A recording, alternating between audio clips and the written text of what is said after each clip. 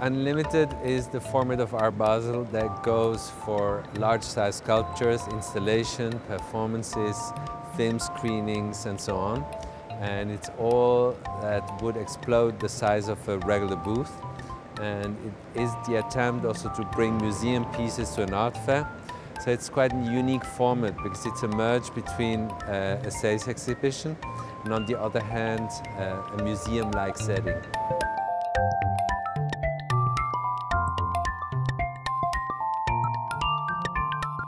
Well, we're showing my last film here, which is called Number 14 Home. The main structure is about me doing a triathlon from Chopin's heart, which is buried in Warsaw, to his body, which is buried in Père Lachaise in Paris. It's kind of an autobiographical film in a sense. A few years ago, I just turned 35 and I had lived in all kinds of different places, and it was kind of the first time that I started to look back a little bit and kind of, trying to figure out where I wanted to live and where I belong. And I've always been obsessed with both Chopin and Alexander the Great, and I was always looking for an excuse to kind of put them in a film together, and both of them left their home when they were 19 and they never came back. So I felt that's a good enough excuse to, to start to incorporate them into the film.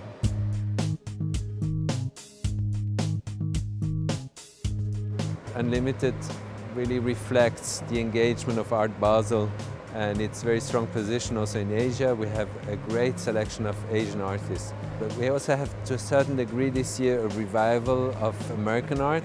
Highlights are of different types and sorts, but they're like amazing recreations. For example, Ron Gorchov's piece that was created at PS1 in New York in 1971. And Carl André, we have this amazing steel peneplane, a work that was shown at Documenta in 1984. But there are also people like Gavin Kenyon, another American, very young American, who merges body art, soft sculpture of Klaus Oldenburg. And by Sam Falls, we have an incredible heliogram. It's a piece of fabric hanging from the ceiling that was sculpted by the California sun. And I think we should also speak of female artists, for example, British artist Alice Channer, who is quite well known. She was in the Venice Biennale last year and she did this beautiful fabric piece. This is a new work by Alice Channer. It's a work that's printed onto silk in large scale, and actually scale is really important for this work.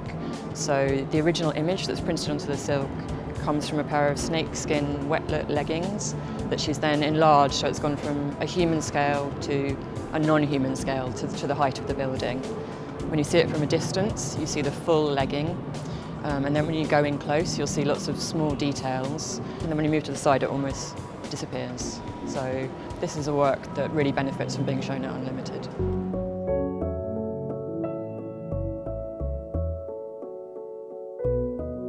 So Hagye Young is playing a very important role in this year's Unlimited because she has the large entrance piece. It's kind of the welcoming, but it's also setting the pace for Unlimited.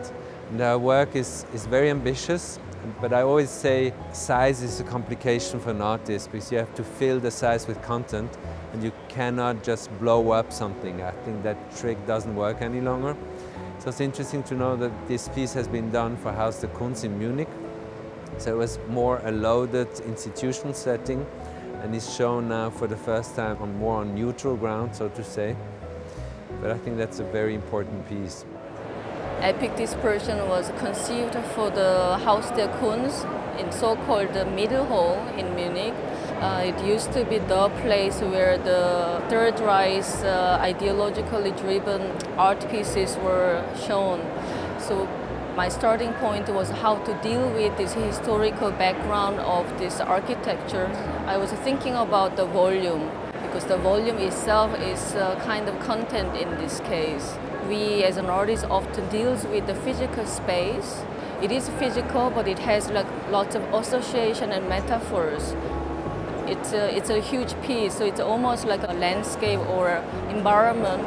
And we unconsciously started to move around, and it triggers certain choreography around the piece, and depends on your perspective and location. the piece unfold and fold itself in front of us.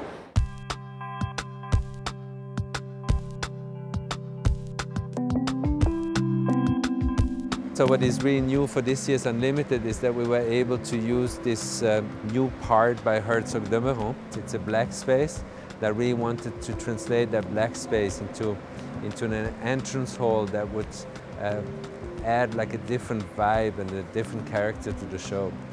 So we have all works that work really well in darkness more and that are reflected by the black color to a certain extent. This installation sucks in the audience. They don't stand at the front of one piece from a picture or a sculpture or goes around the sculpture. They slip in the installation and then the body is very tight, so they have to find the right way and to also sit in a car and find little things. It's like a prison.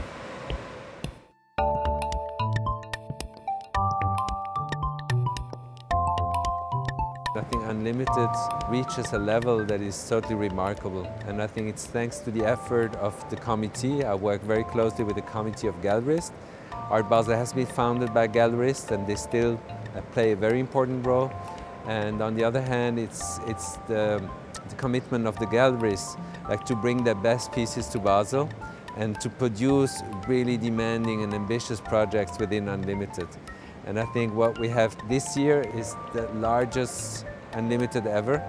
And I think it's also the highest level that was ever achieved, because it really starts to feel like a collection. It starts to feel like a museum, and there's a lot of response between the pieces.